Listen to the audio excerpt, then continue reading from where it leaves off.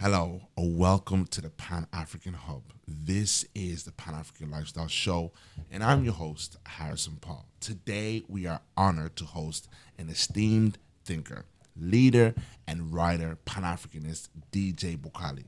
Through his insightful commentary and inspiring work, DJ has become the leading voice advocating for economic, political, and social reform across the continent. Brothers and sisters, pals, this was such a moving conversation, and I know you guys are going to be just as moved and as touched as I was having it.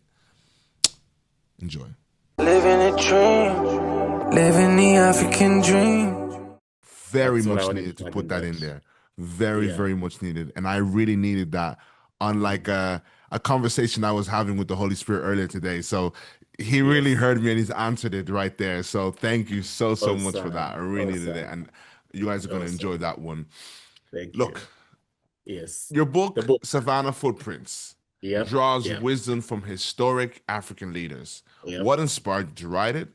And what lessons can today's leaders draw from the past? Wow, that is a really great question. I have to say that you ask deep, important, and critical questions. Don't take it for granted. A lot of people don't ask the right questions. They just ask good questions. So keep building on that, because the more we ask the right questions like the ones you're asking, the more we're able to dive even deeper into the truth that will set us free. Yeah. Okay.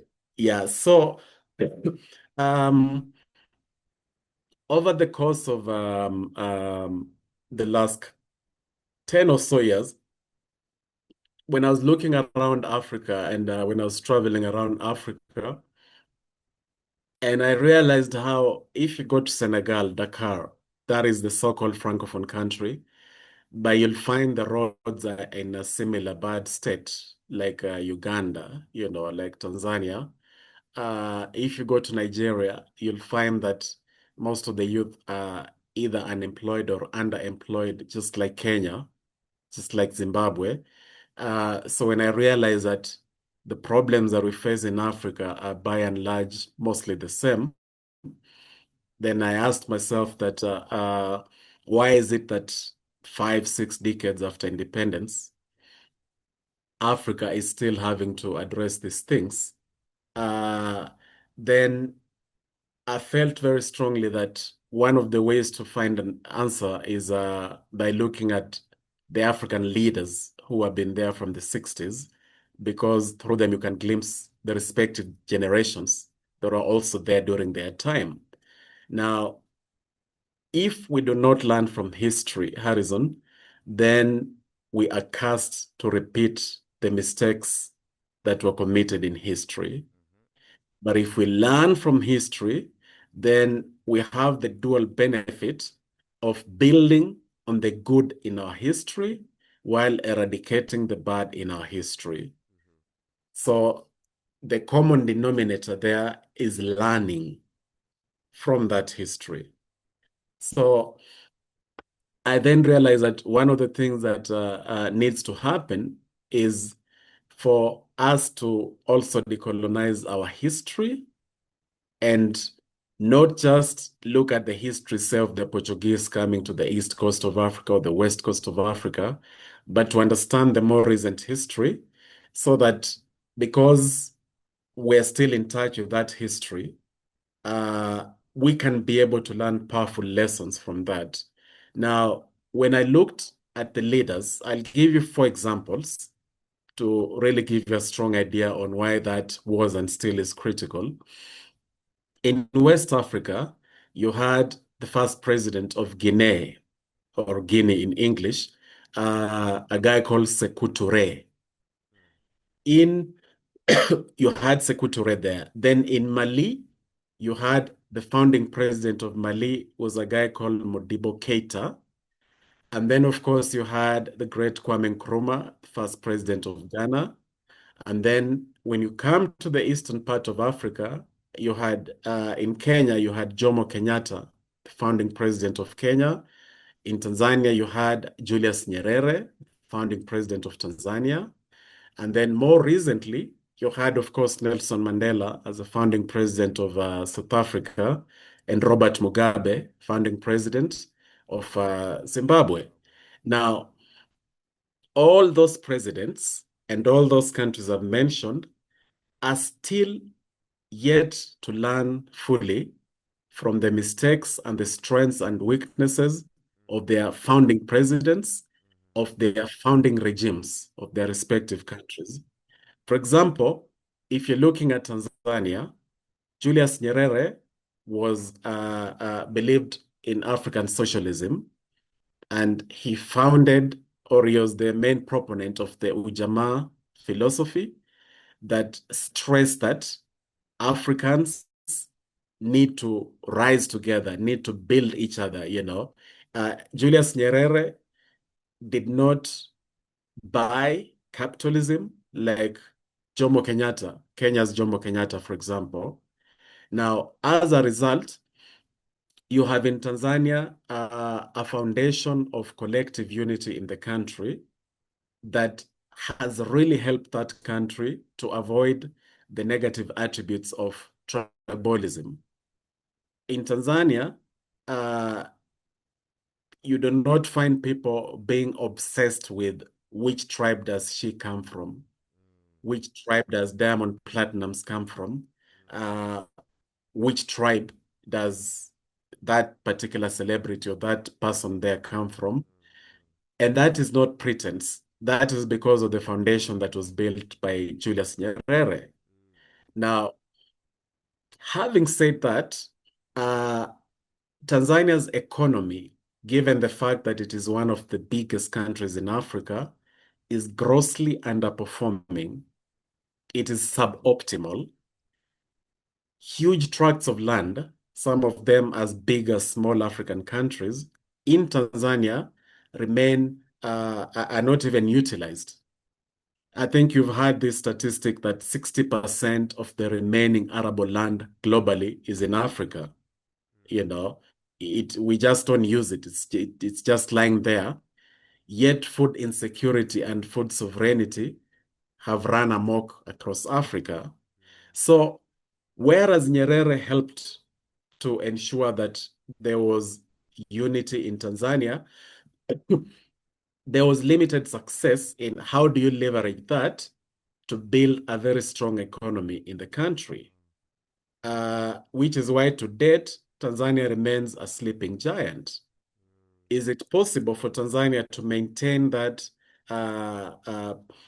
transformative socialism that Mwalimu Julius Nyerere really put in place while building a strong economy on that serves the people of Tanzania?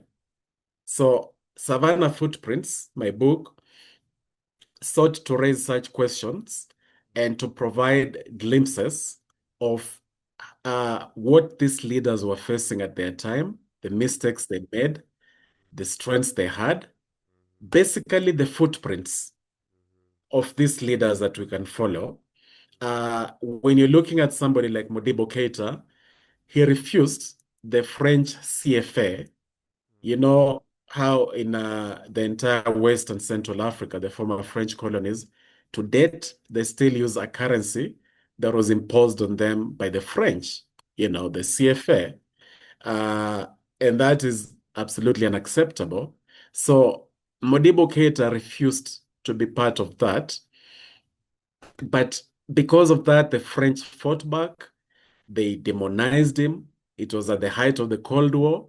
So they called him names. They said he was a puppet of the Soviets, which wasn't the case. It was only because he was not subscribing to the French CFA and saying that we are going to have the Malian franc, our own currency. We will not have this particular currency. Another president who did that was called Sylvanus Olympio from Togo. That was Togo's founding president. In the case of Sylvanus Olympio, it was so bad that a few short weeks after he came out very forcefully denouncing the fact that Togo had to be part of this CFA, articulating the fact that he was going to work towards Togo's own national currency. Because of that, Harrison, they actually assassinated him. So Togo, after a few years, then fell into the hands of a president who ended up ruling Togo for decades. And now it is the son of that president who is still the president of Togo. So you can see in this scenario, because Togo lost Sylvanus Olympio, its transformative founding president, to date, Togo is still suffering the consequences. Now, if that lesson is clearly reverberating across Africa, we begin to see that, wait a minute, we, the African people, must fully ensure that our presidents, our leaders are transformative people, and we must stand by them. The West and the East and all other powers must know that you cannot mess with Africa. You cannot just replace a transformative leader of an African country with a puppet, and the people are just watching. As long as the West and the East will realize that the people of Africa are now awakened because they have learned from their history, then they'll realize that you cannot fight 1.5 billion people who are awakened. You cannot fight 2 billion Africans in the motherland and in the diaspora. You cannot fight them and win as long as most of them are awakened, or at least a critical mass of them are awakened. So I asked myself, what role can I play to at least begin awakening my fellow Africans more and more, even as I myself awaken more and more? And I was like, if I can put together a book that is really capturing the lessons of these leaders, what they went through, so that whether it is Patrice Lumumba, whether it is Jomo Kenyatta, in the case of Jomo Kenyatta, for a long time he was lionized as the great leader of Kenya, as the leader of the Mau Mau uprising in Kenya. But then after some time, Kenyans began to question the role that he played to ensure that capitalism in all its bad forms took root in Kenya, and how that impacted the entire country. So that process is now ongoing, of people asking themselves, are some of the problems we're facing today a result of the positions that our founding president took in Kenya, or any other country for that matter? And that is a process that, as we go through that, we will get to understand how Ghana can build on what Kwame Nkrumah did, how Ghana can learn from the mistakes of Kwame Nkrumah, how Ghana can build on the strengths of Kwame Nkrumah or Mugabe. Today, you have two groups of Africans when it comes to Mugabe. There's a group of Africans that believes that, he is an undisputed African icon hero, that anybody who says anything bad about him is somehow a neo-colonialist, who is perpetuating Western philosophies here in Africa. And then you have the other team that strongly believes that Mugabe was an autocrat, a dictator, who completely messed up and destroyed an amazing, amazing African country. That because of Mugabe, there was a time a loaf of bread in Zimbabwe was 1 trillion Zimbabwean dollars. These two groups of people must do one thing, in my humble opinion, Harrison. These two groups of people must look in the mirror and appreciate the utter complexity of human beings, especially when you throw in their egos and flaws and competing interests and just human selfishness. When you bring all these things together in any singular individual, it is so hard to just have black or white. Now, when we demand that an African leader must either be a mini messiah or the devil's reincarnate, we are not really helping ourselves, because it means that we can never interact in a constructive manner with our history. Because if I belong to the school of thought that Mugabe was the devil's incarnate, then I will completely excuse the United Kingdom, Britain. I will completely excuse the role that they had in messing up Zimbabwe at the foundational stages, because Mugabe is the devil's incarnate, and all the problems in Zimbabwe are because of Mugabe. And if Britain is then off the hook, it means that I will continue to allow Britain to colonize me today, because I don't even look at them as the enemy at all, you see. And then on the other hand, if I believe that Mugabe was a mini messiah, then I will not take any steps to build perfectly African accountability mechanisms that were there even in traditional Africa.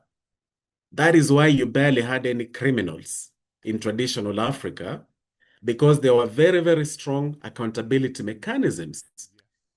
Yeah, you couldn't just go and take your neighbor's cows and think that nothing will happen to you. So if I look at Mugabe as a mini messiah, it means that I am depriving myself of that opportunity to ensure that my leader today, or even if I'm the leader myself, it means that there will be no accountability mechanisms that will make me a better leader and that will ensure that we have better policies. So in either of those two scenarios, you end up losing. And it is in the best interest of the West and the East to continue this divide and rule thing, where I start fighting you a lot, Harrison, if you happen to believe that Mugabe was the devil's incarnate. Right. Yeah. And I Which I happen have. to believe that he was not. Again, you see that Western construct of time has come into play here, because now you and I are just lost in a past that we can never change, meaning that we're doing nothing for the present, you see. So my book is supposed to help people to begin to look very critically. It's actually supposed to provoke critical thinking, so that when you're looking at Mugabe, or even when you're looking at Thomas Sankara, who happens to be my own personal, role model, you're still not going to look at Thomas Sankara as a mini messiah. You are still going to appreciate the amazing good that he did, build on the amazing strengths of his policies, but at the same time, look at him as a fellow African and tell yourself that if Thomas Sankara, a 34-year-old young man, could achieve ABCD as an ordinary African, then I have no excuse of saying that I will not be the best economist, or I'll not be a critical thinker, because I'm not Thomas Sankara, If you elevate Thomas Sankara as a small god, what you're doing is that you're just excusing yourself from bringing out the best version of yourself, because only small gods can do what Sankara did, you see. So my book is serving the dual purposes of humanizing these leaders, but at the same time, digging deeper and understanding what we need to learn today to transform Africa based on that history as is encapsulated by those leaders. Wow. As a Zimbabwean, my mother is Zimbabwean. My mother's side is Zimbabwean, so I'm a Zimbabwean Congolese. I was actually going to ask you about your thoughts on Mugabe, and you ended up making your way around to him. And I too am a person that do not believe that he was a reincarnation of the devil. I do think he worked with the resources he had at that time, and like you said, the flaws of his experience. I often realized as I studied him how we all know the Lancaster Agreement or Lancaster Agreement. the frustrations with not being given the promises he was promised. Exactly. Yes. And of course, pride, ego, everything comes in to play over Yes. during the course of time. Exactly. And I remember I'm an artist as well, and I was going to do a record with another Zimbabwean, and I actually referenced Mugabe in a positive way, and the person just scratched the whole record and never ended Wow. up releasing it because Wow. his side of the family, I think, was in Mbele, and they were suffering under the hands of Mugabe and doing this and that. Mm-hmm. So just like you Mm-hmm. said, there's such a crazy Mm-hmm. divide there, and thank you so much for Mm-hmm. mentioning that because that's a brilliant way to look at it. Look, there's flaws. And but Mm-hmm. my next question is, Mm-hmm. what about President Obama with Yes. in the context of what you're discussing? Yes. Yeah, another great question. And uh, I'll first of all give you an example of two American presidents. The first being Bill Clinton. Bill Clinton engineered or rather oversaw the AGOA Africa Growth Opportunity Act uh, that has ended up, helping exports into the US. It has its flaws, but it has also helped to boost trade, address the trade imbalance between Africa and the US. And then there's George W. Bush, uh, who oversaw the policy that really helped Africa with drugs, HIV drugs, uh, that did contribute a lot to, helping Africans who were suffering under that virus. Now, those are two policies that are still today operational, that have had their immense benefits in Africa, much as they have had also adverse consequences. Uh, but I mentioned that to show you that for those two presidents, you can easily point at something that their presidents did to help Africa. And then comes in Obama. Uh, the best you can do is to look at what he did regarding trying to open up electricity connectivity in Africa. It is something that is also still having positive consequences. But my focus is not even on the policies of Obama.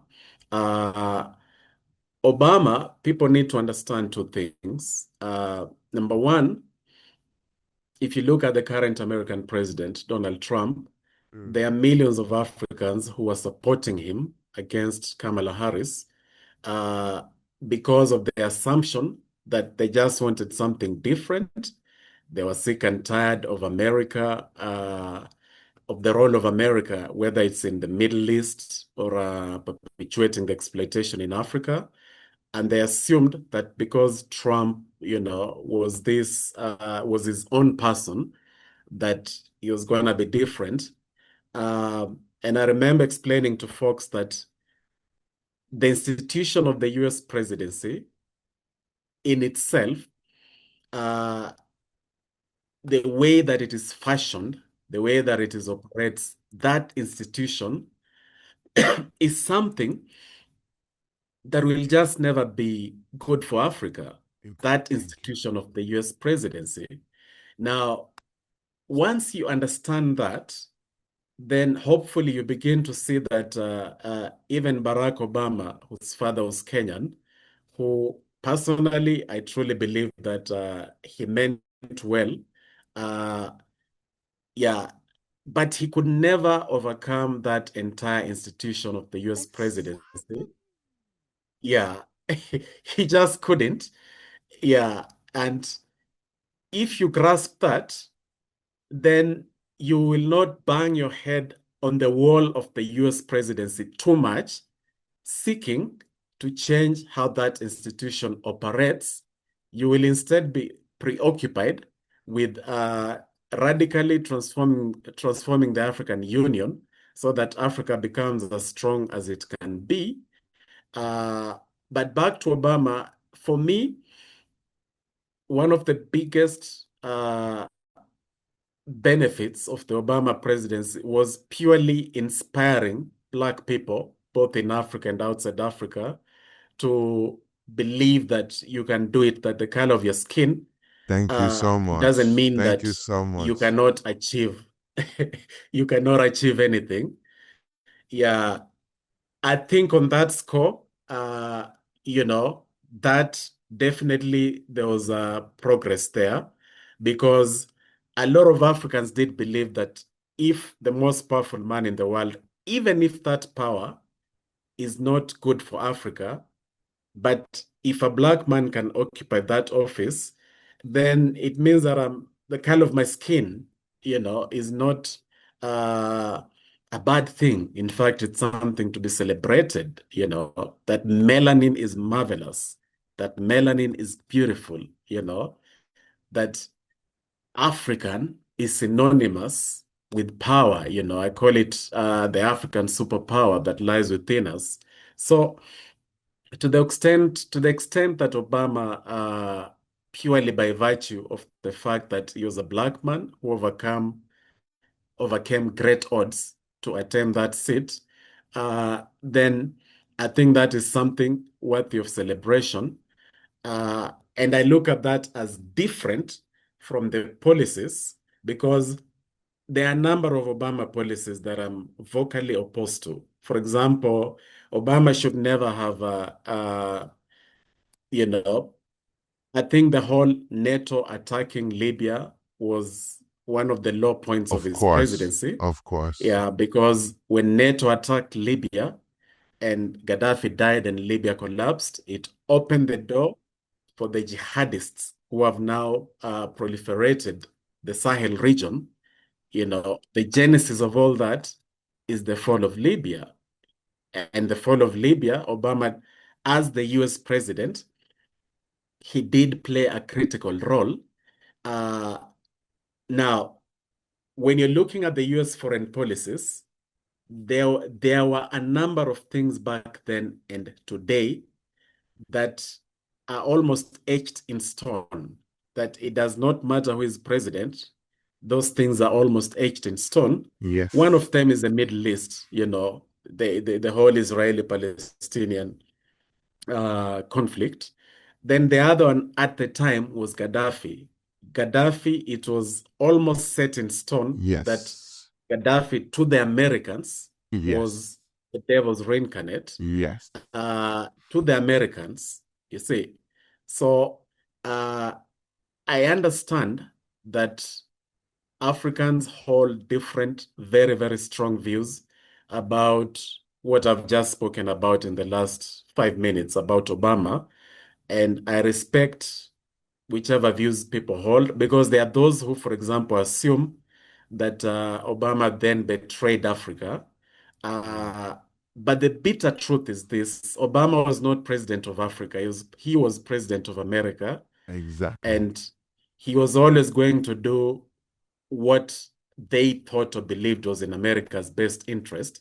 Now, we cannot control that. What we can control is to ensure that Africa keeps getting stronger and stronger and stronger so that on that geopolitical chessboard, we are not pawns, but we are grandmasters ourselves on that geopolitical chessboard. But that cannot happen if we are not united, at least economically. It cannot happen if we keep speaking in different voices. So we can control that process of increasing our strength and increasing our unity. What we cannot control, because it's not our problem, and we're not going to waste our time on that, is America's own issues and America's own internal affairs. Because after all, Harrison, the American empire is on its way down. It's totally on its way It down. is definitely on its So way down. yeah, it doesn't help to waste our time focusing on an empire that is already crumbling anyway. We'd rather focus on building our own empire as Africa. Basically, what you touched on is something that I think is not stressed enough within the community when regards to Obama, which is the paradigm shift that took place psychologically amongst the African diaspora Yeah. and even globally. we are defeated in the mind. I once was in a debate with someone on TikTok Live, and he was a Nigerian man, and he was saying, Africans, we don't build anything. The white man is good at building. You know, it just kind of really, like that same thing I said at the beginning of, we're not critical Yes. thinkers. We're just rubbish. We don't build nothing. The white man build institutions. Yes. And he was trying to actually talk me down because I was there talking about, awakening the mind. And he was just trying to say, you're talking, but what's talking going to do? And the reason, Yes. even today, my face lit up when I seen your face. I'm thinking I'm really in front of this Yes. great man today, is because psychologically you Yes. have empowered me. Psychologically, you have awakened me. Psychologically, and that is the root of the freedom of Africa. Yes. Until True. we can break the chains mentally, we will not, like you're saying, the concept of time, everything that happened. Yes. So we have to be able to understand stages. And one of the stages of Obama, and one of the things of Obama, is understanding that we had to break things psychologically in the African mind before we were going to break things, I want to say, tangibly, or things systematically. And things are going to happen in stages, right? Yes. And that's exactly what you just said. Appreciating Obama for what he was in 2008, mind you. Yes. Nowadays we're very Instagram, we're all in comment sections giving our very Pan-Africanist progressive ideas and thinking based on the information we now have, because people are like yourself are online giving amazing breakdowns, giving us this empowerment, this wisdom. And now we're looking at people like Obama and saying, you should have done this. Obama didn't have Instagram.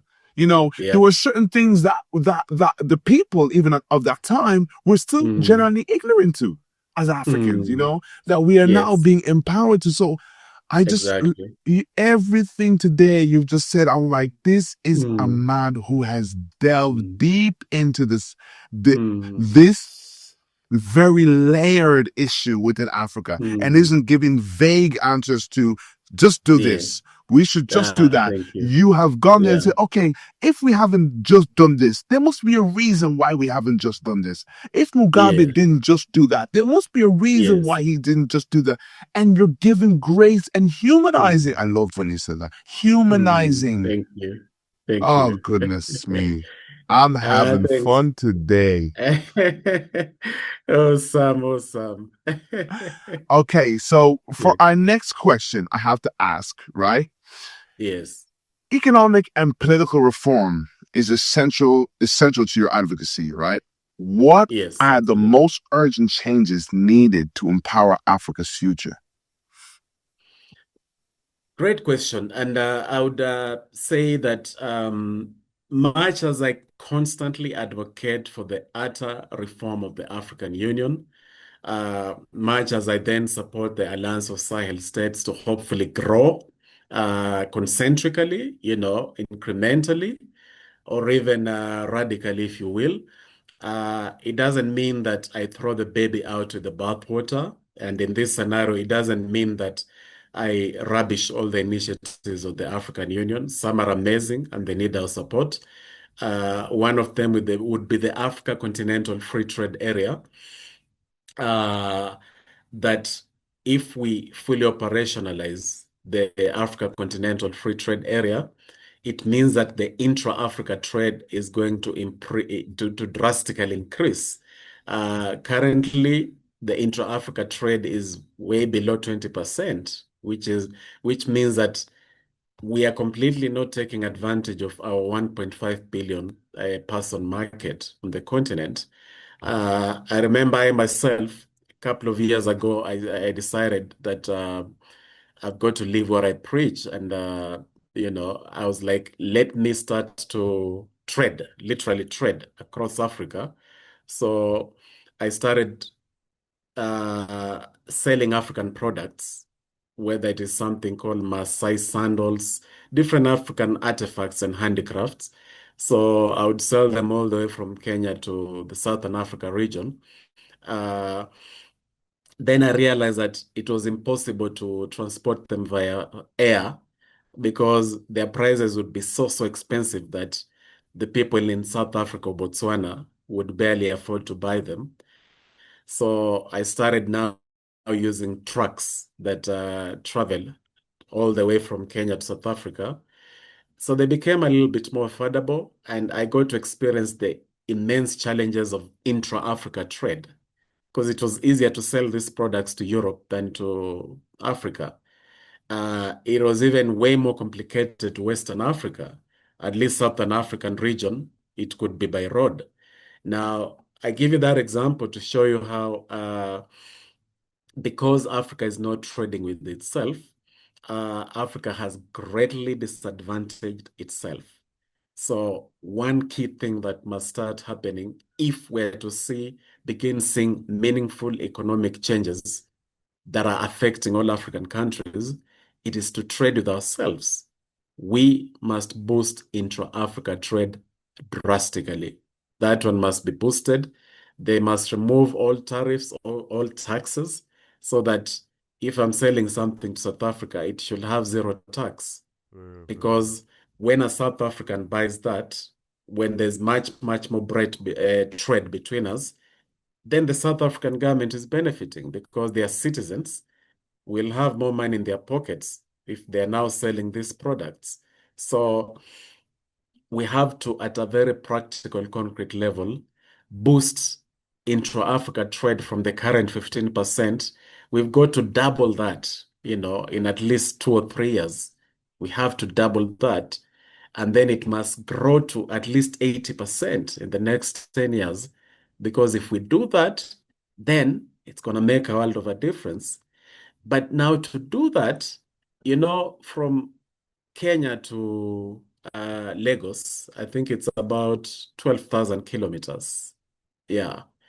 Now, if there was high-speed railway from Nairobi to Lagos, then it's a lot easier for people and goods between these two countries to travel. And in between them, there are multiple African countries. So Africa must also address the infrastructure challenges on the continent. We need high-speed railway interconnecting all of Africa. And that is possible. We don't even have to take loans for that to happen. Because the amount of money that Africa loses through embezzlement, through corruption, every year is actually enough to build high-speed railways from Cape to Cairo, from Lagos to Nairobi. That is south-north, west-east. The money we lose every year is enough to actually build that.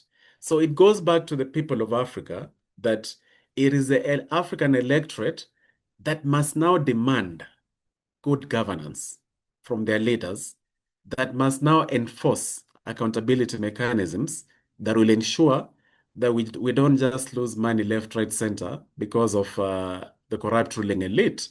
So if there's one thing that I insist must happen is that intra-Africa trade must happen, and then the people of Africa must move freely across Africa.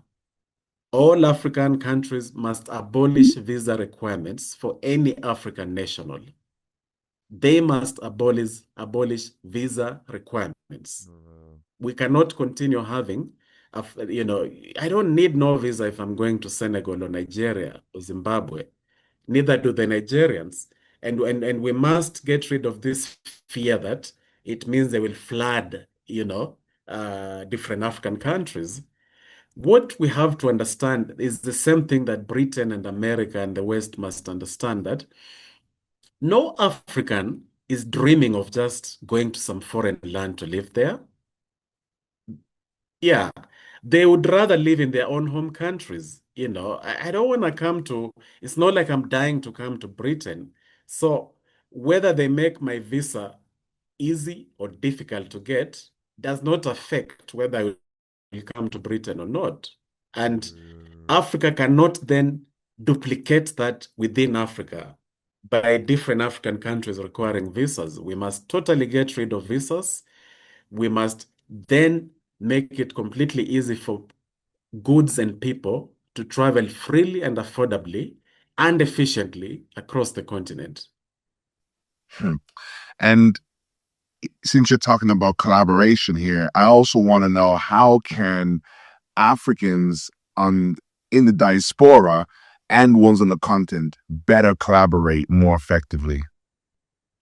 Yeah, that's really awesome. Do you know, Harrison, that in a number of African countries, the remittances from the Africans in the diaspora are the leading foreign exchange earner in those countries? It's crazy. Can you A explain country that to like, me? Can you explain that? Can you break that down to me? okay, for example, when you're looking at a country like Kenya, the money that Kenyans in the diaspora sent to Kenya, to their relatives or to their friends, is actually more than what Kenya earned from tea exports. Yeah, it is. It is. And it's repeated across Africa in many countries that those remittances from the diaspora are absolutely huge. Absolutely huge. Which means that on their own accord, the Africans in the diaspora are already doing a lot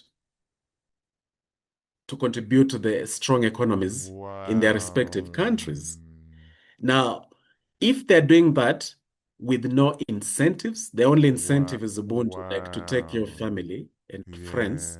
Yeah. Now, imagine, like if Wow. you, as Harrison, if you knew that if you invest 100 sterling pounds into a reliable, corruption-free initiative in Zimbabwe, that you can become a shareholder in a mining company right there in Zimbabwe because of your $100, Zimbabwe will not need any loans from China. They won't, because the money that the Zimbabweans in the diaspora and other Africans in the diaspora would actually invest in that mine, it would be more than enough to actually ensure that you don't need no Chinese loans to do simple mining of minerals that God gave you in your own country, you see. So we must have a situation where it is easier for the Africans in the diaspora and even in the motherland, of course, to invest in these projects that we keep taking loans for. I am 100% sure, I have done the maths and I know that it is doable, that you don't need to get $3 billion from Britain to put up a copper mine in Zambia. You don't need that. All you need is to have a proper system where Africans in the diaspora and in the motherland can invest directly into that project. And that is not reckless nationalization. That is simply saying that instead of having debt as the source of capital for this investment, we're going to have equity. And guess who are providing this equity? It is the African people themselves, meaning they become the new owners of these ventures, you see. So that is the direct collaboration that I see, that we must have African countries put in place policies that make it easy for Africans in the diaspora to invest in national projects, even if they are privately run, but they still need capital anyway. It must be easy for Africans themselves to invest in these projects so that the money they're already giving at a micro level to friends and family, a portion of that money can start going to these public interest projects that will still give them returns on their investments. Yeah. You sound like you've thought that one out. And my mind is thinking about, first we got to deal with the mistrust, because there's this assumption that give an anything African will automatically be corrupt. So that we have to deal with the mistrust. The mistrust comes from viewing ourselves through the lenses of our oppressor, because he told us that we're not trustworthy. So then you find someone hesitant to do certain things with each other. You know, I always say, if a white man came in a suit, you're quick to do business with him. We know it's a big business idea. If, you know, a man like yourself approached me, I think, oh, maybe there might be a hesitance. So we've got to deal with that, you know? Yeah. Yeah. Yeah, you're right on that because, and again, it goes back to the colonized minds of associating excellence with assuming that melanin and excellence, melanin and integrity are not compatible. You know, we cannot do that anymore. Uh, all of us must work gradually on that so that I begin to realize that it is in my own best interest to work with Harrison and vice versa, Exactly. because at least we have some shared psyche, you know. We have, after all, if I meet you in the streets of London, I'll be like, "Oh, brother, how you Yes. doing?" You know, Yeah. I'm not forcing it. You know, there's just that sense of family. Yeah. Yeah. Yeah. Yeah, that the only people who have messed it up would be the corrupt ruling elite of Yeah. Africa, Yeah. who a lot of people would be suspicious Yeah. if they are not sure that how are these funds going to be handled.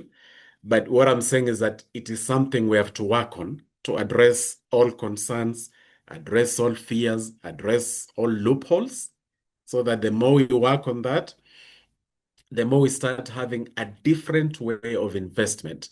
Because the current investment into macro mega projects in Africa is only through debt, the same debt that is not sustainable because it is either from China or the West, and we have to pay them in their currency. So we cannot make that fatal assumption that it's the only way we will keep building our roads, building our mining companies.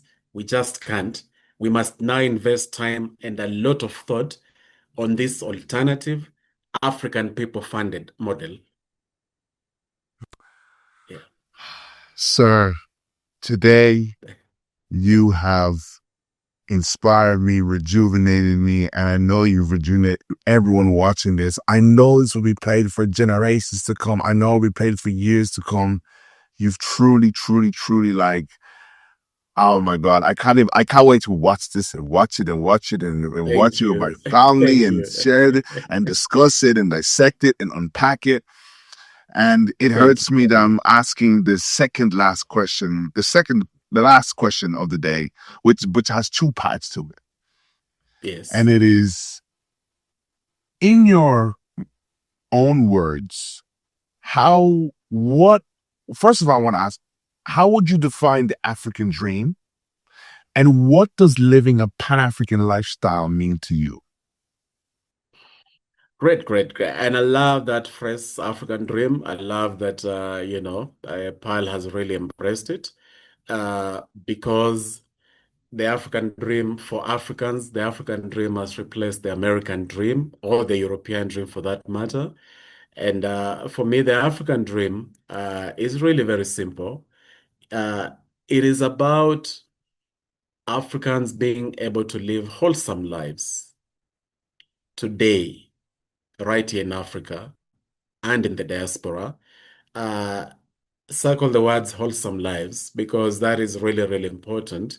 Uh, Once we appreciate that wholesome lives are not just about more money, many Africans who come to Europe and the US speak of the loneliness. They speak of, yes, they have a few more coins, but it's a very lonely life. Uh, so when Africans begin to look at the fact that they have each other as wealth, as social wealth that cannot even be quantified, then they will celebrate. Like as I'm talking to you, I can get outside the house now and I can knock at my neighbor's house. They know me, they know everything about me, they know my family.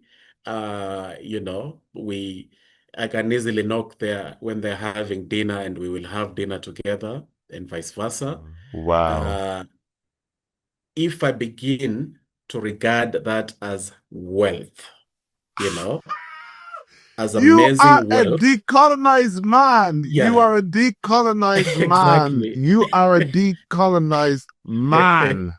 Yes, because that is wealth, Harrison. That is social wealth that may not be as quantifiable as the dollar wealth or as the sterling pound wealth, but it is amazing wealth. There's a reason all people who arrive in a country and there's nobody to meet them, they can all tell you of, yes, they're excited to be in a new country, but there's still a nagging loneliness Yes. because there's no one to meet you, man. Yes. It's just you. And you have to start navigating in a fairly blind manner, you know. There's the aspect of that just being an adventure and you meeting new people. But I'm talking about this scenario where you don't have people to share joy with, Yes. to share pain with. And that's not a problem in Africa because we are surrounded by people to share either joy or pain with or sorrow, you know. So the African dream, when I talk of wholesome lives, I mean lives that are also pegged on that kind of social wealth, you know. The fact that in rural Africa today, many people can still pluck a guava from their own compound and eat it. Many people can still pluck a mango, you know, whereas maybe you in Europe, you go to go and buy that mango in the supermarket and it has traveled for thousands of miles to reach you. So it's not as fresh as it was when it was still hanging on that tree. But an African in the village, many, many millions of Africans across Africa would simply pluck that mango from the tree that is outside their house. May I add, Yet, we don't even know if it's still a mango because yeah. they're manufacturing mangoes now. We don't even know if you're really eating a mango. Exactly. Exactly. So for me, the tragedy, Harrison, is the fact that that African who can still pluck a mango from a tree outside their house grows up thinking that they are poor because they do not have any money in their bank account. Many don't even have that bank account to start with. They're the so-called unbanked population. So they literally grow and die thinking they're poor, which is not true because they're not poor. They just are not liquid. They don't have a monetary riches, but they already have the riches that you have to pay for. You know, you have to pay for things that they already have.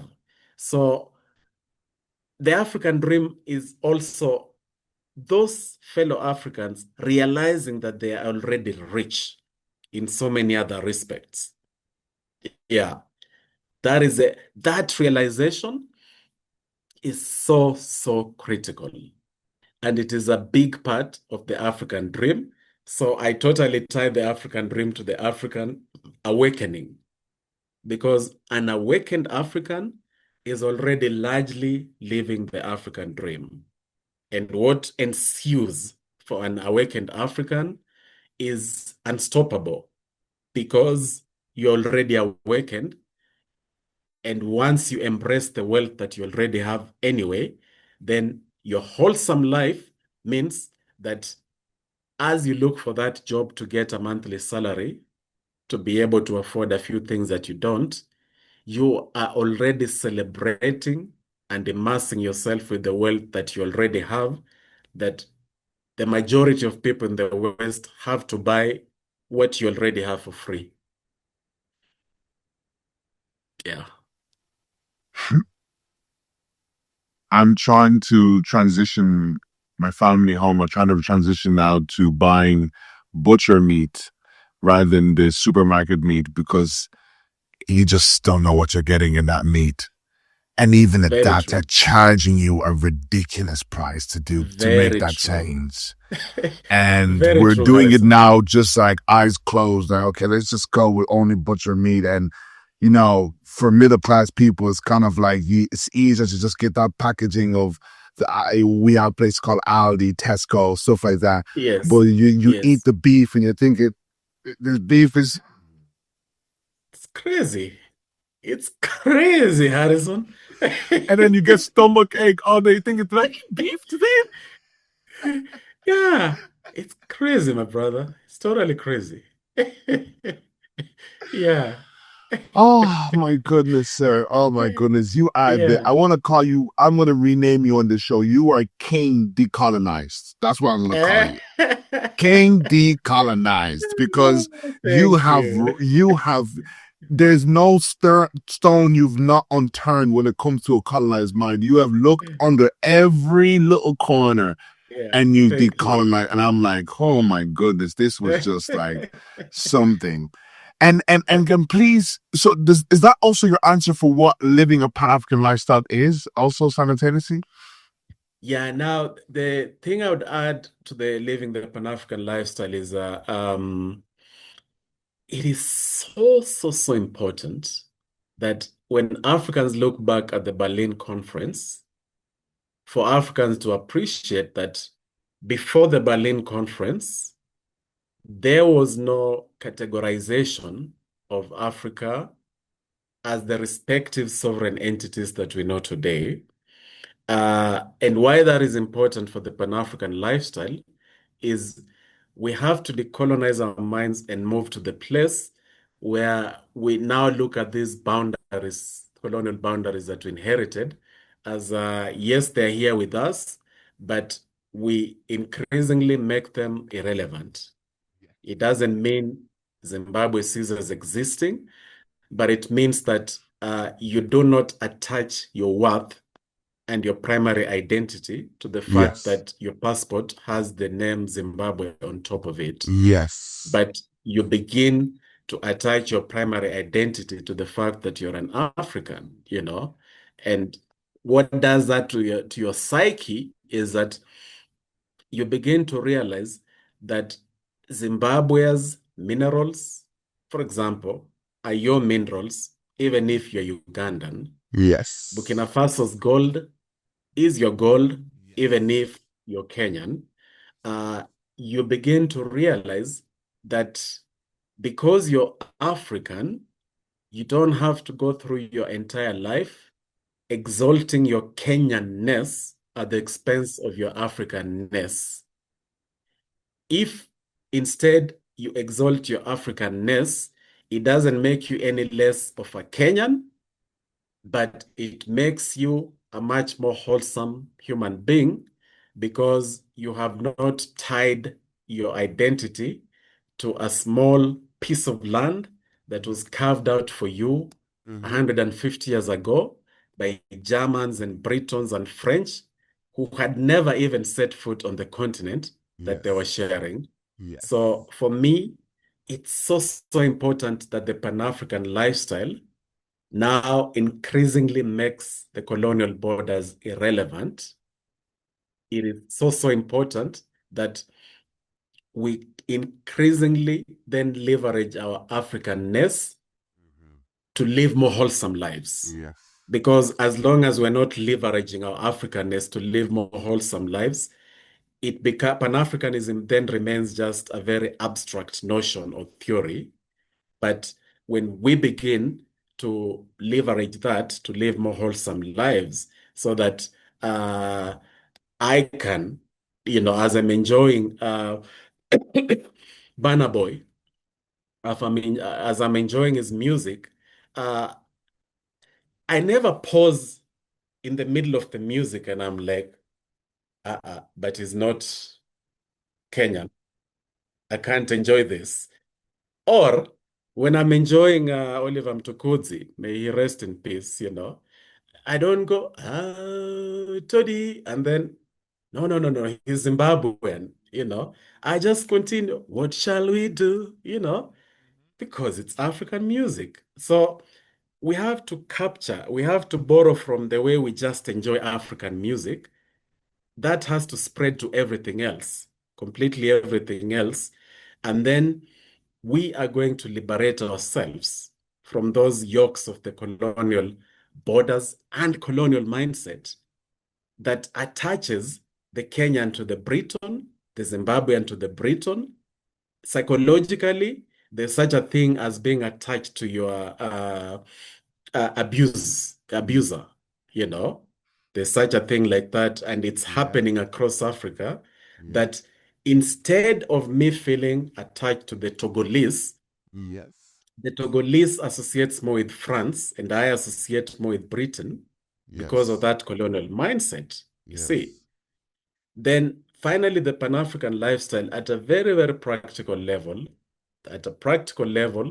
I would strongly urge we have to decolonize Africa's educational curriculum so that we begin to teach Ndebele and Xhosa and Shona, in West Africa, as Southern Africa begins to learn Yoruba, begins to learn Igbo and Fulani, Swahili, has to start being taught across the continent. What that will do is that the more I learn Igbo, for example, or Yoruba, it means that now I can begin having those worldviews of Yes. the Nigerians and the West Yes. Africans. Yes. So as long as all the languages we shall ever use collectively as Africa are these non-African languages, we cannot do away with them. They're here to stay. But on top of that, can we make it a lot more easier to study African languages across the board? Yeah. And can we take deliberate steps? We must take deliberate steps to do away with this Francophone, Anglophone mentality, because it means that Africans live and die constantly. If they're Anglophone, they forever associate Togo and Benin and Senegal as some kind of world that they cannot even relate to. Yet when Senegal is playing in the World Cup, we are all cheering, as Africans. So hopefully that should show us that these languages, the same way they don't divide us in music and they don't divide us in sports, they shouldn't divide us in our everyday. So let's decolonize our curriculum and teach African languages. Let's make it easier for Africans to travel. I challenge Africans of means to begin supporting and sponsoring African youth to travel across the continent. Pay for Nigerians to go to Zimbabwe. Somebody should pay for Kenyans to go to Ghana, because the more the Africans who are below 30 travel across Africa, the more it helps them to practically realize that, wait a minute, we are one people. Oh my God. Oh my God. What a legend. What a legend you are. What a legend you are. Sir. Thank you. Sir. King Decolonized. I want to thank you on behalf of the PAL viewers. I want to thank you on behalf of, just myself and the PAL show and the viewers. I also want to thank you on behalf of the saints, the brothers and sisters in Christ who needed that word today. As you know, it's a battle a lot of people have walked away from the faith because of. And if anybody will be re-empowered and, I want to say reassured by the word that God spoke through you. I also want to say the wisdom you are getting is not sounding like it's of this world. It sounds like it came from the kingdom. So if that ain't, because it's so eloquently put, it was not human. It was wisdom straight from God. I know he has dropped that on your spirit. Late nights, waking you up in the middle of the night and dropped that on your spirit, whether it be the book, whether it be everything you've done. So listen, we're going to be cheering you on. We already have been. We will continue. And it was such an honor to get to see you up close and really see you up close. You're a beast, sir. You are a beast. You're a beast. Honestly, thank you so much. I'm honored today. Thank you so much. My pleasure. And I'm cheering you on too. The work that you're doing also at PAL. Continue doing that. Africa needs this. I'm cheering you on. Yes. Thank you so much. Guys, make sure you like, share, and subscribe if you want more interviews like this. Please also leave a comment. Let us know your thoughts. If you have any, keep the conversation going. If you have any thoughts, talking points, please leave in the comment section and let us know what you thought of today's conversation. I've been your host, Harrison Paul. Thank you very, very much. Great. Thank you. Living a dream, living the African dream.